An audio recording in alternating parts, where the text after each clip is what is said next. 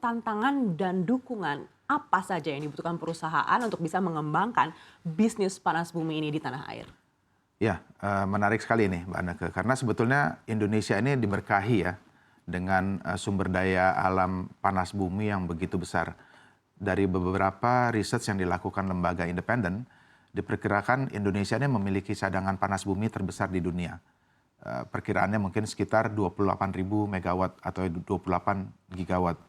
Sementara saat ini yang telah dikembangkan, kapasitas terpasang nasional itu baru sekitar 2.400 megawatt. Jadi belum sampai 10%-nya nih dari total kapasitas panas bumi di Indonesia. Kita ketahui bersama pemerintah Indonesia dalam COP26 di Glasgow beberapa waktu lalu telah menyampaikan komitmen untuk menjadikan Indonesia net zero emission country di tahun 2060. Tentunya upaya pencapaian net zero emission ini harus dicapai dengan peningkatan kontribusi dari renewable energy dalam national energy mix. Saat ini perkiraan terakhir ya, dalam national energy mix Indonesia baru 11% dikontribusikan dari renewable energy, termasuk di dalamnya dari sumber panas bumi atau geothermal. Nah, dari 11% ke 50% ini tentu sangat besar nih peluangnya. Lebih dari 4 kali lipat kita punya kesempatan untuk mengembangkan kontribusi energi terbarukan dalam national energy mix. Tentu ini merupakan tantangan besar yang harus kita tangkap ya peluangnya secara bersama-sama. Tidak hanya dari geothermal, tapi juga peluang ini bisa dijalani di renewable energy lainnya seperti hydropower dan solar power. Tapi melihat dengan karakteristik dari listrik geothermal yang bersifat base load, kami melihat geothermal ini punya peluang yang sangat besar untuk menggantikan fossil fuel seperti batu bara yang selama ini menjadi base load supply untuk listrik di Indonesia. Karenanya karakteristik kita yang bisa running 24/7 ya, 24 jam sehari, 7 hari seminggu dengan mungkin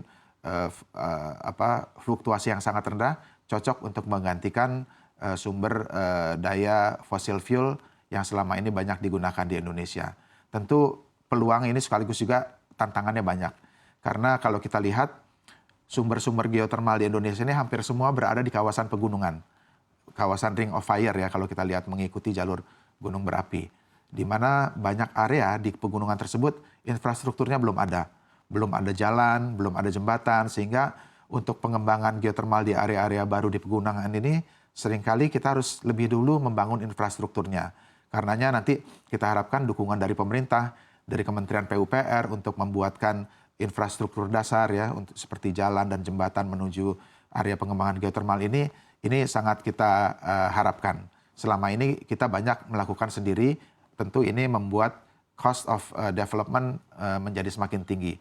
Apabila sebagian dari cost of development ini dapat ditanggung oleh negara, dalam hal ini Kementerian PUPR dan misalnya dari Kementerian SDM dalam bentuk initial drilling atau government drilling, ini bisa mengurangi biaya investasi yang diperlukan oleh pengembang geothermal sehingga kita bisa menawarkan tarif listrik yang lebih kompetitif ke depannya untuk mencapai target net zero emission di tahun 2060 ini. Baik, dari infrastruktur yang dibutuhkan ini kalau dibandingkan dengan seluruh total cost ini berapa besar persentasenya, Pak? Memang kalau kita lihat pengembangan energi bersumber geothermal ini cost per megawattnya terlihat cukup tinggi. Kalau misalnya di pengembangan power plant di fossil fuel mungkin perlu cost sekitar 2 juta per megawatt ya. Kalau di geothermal end to end mulai dari eksplorasi, infrastruktur sampai dengan pengembangan power plant sendiri itu memerlukan investasi sampai dengan 7 juta US dollar per megawatt. Sebagian diantaranya itu separuhnya lebih itu dibelanjakan untuk infrastruktur dan eksplorasi. Kalau saja eksplorasi dan infrastruktur ini dapat sebagian ditanggung oleh negara, ini kita bisa jauh lebih kompetitif ya, karena hampir separuh dari biaya pengembangan geothermal ini ada di initial stage ya, mulai dari penyiapan infrastruktur sampai dengan eksplorasi. Jadi boleh dibilang kita bisa menghemat biaya investasi sampai separuhnya. Sampai separuhnya, ini menarik sekali. Selain infrastruktur, bagaimana dari segi teknologi? Nah, ini juga menarik. Selama ini teknologi pembangkitan listrik geotermal yang digunakan di Indonesia masih teknologi yang konvensional, menggunakan uap ya yang diseparasi dari brine atau air panas yang kita peroleh dari panas bumi. Setelah proses separasi, uap ini akan menggerakkan turbin. Tapi dengan teknologi baru yang sudah digunakan di beberapa lokasi, di beberapa negara termasuk Indonesia, yaitu teknologi cogeneration, kita bisa menggunakan air panas itu langsung.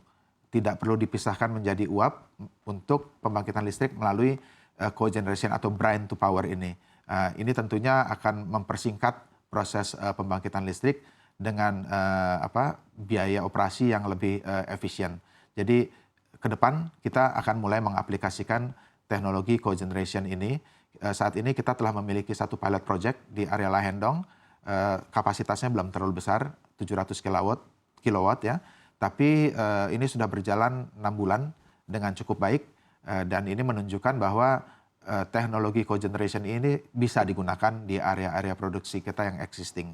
Sehingga kita meyakini penambahan kapasitas dari cogeneration teknologi ini dapat kita lakukan dalam waktu dekat ini. Baik, kalau PGE sendiri melihat seperti apa sih potensi geothermal ini ke depannya untuk bisa menjadi industri seperti sumber daya alam lainnya? Ya, pengembangan geothermal ini cukup banyak ya.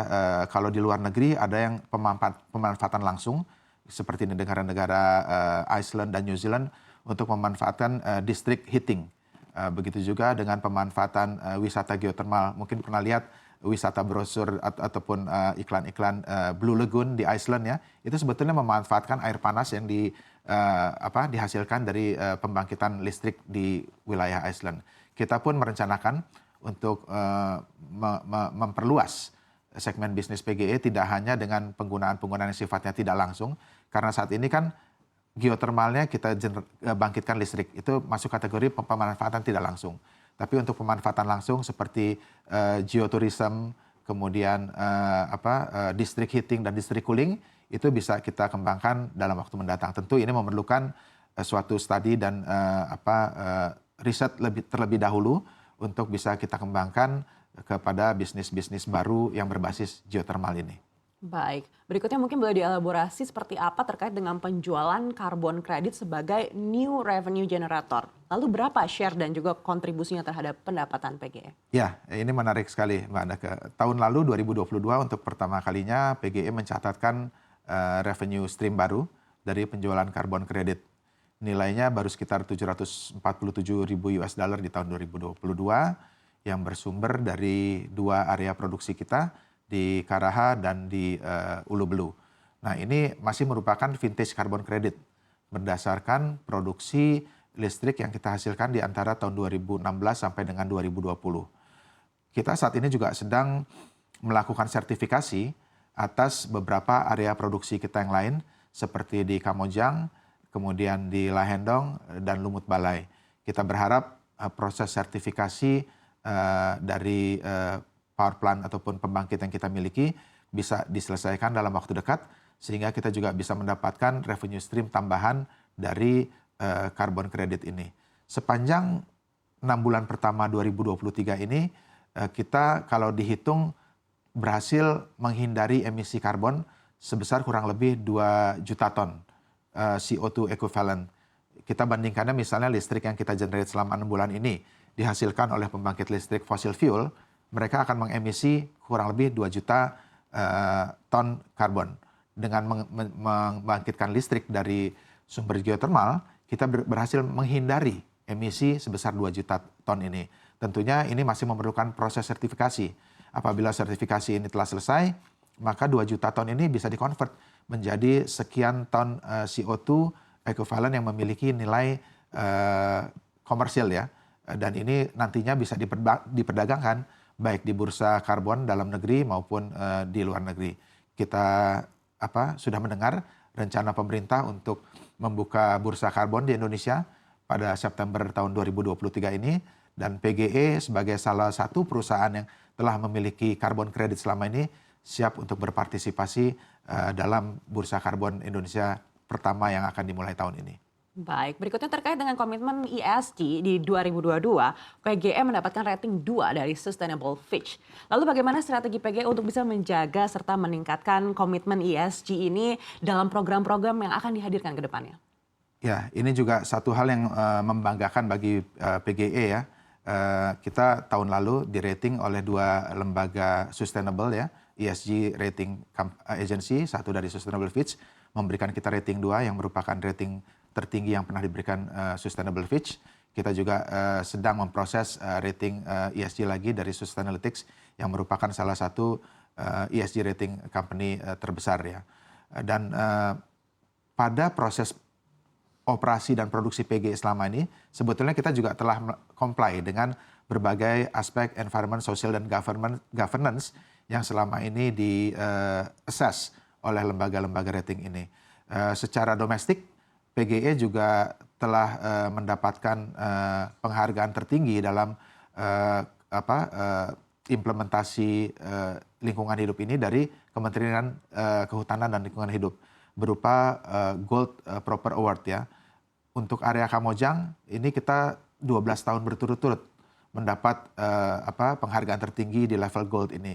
Dan tahun lalu area kita yang lainnya Ulu Belu juga telah berhasil mendapatkan Gold Award. Jadi ini menunjukkan bahwa compliance atas ESG aspects merupakan nafas dan keseharian dari operasional PGE. Selain dari aspek environment yang terus kita jaga, aspek sosialnya pun terus kita kembangkan.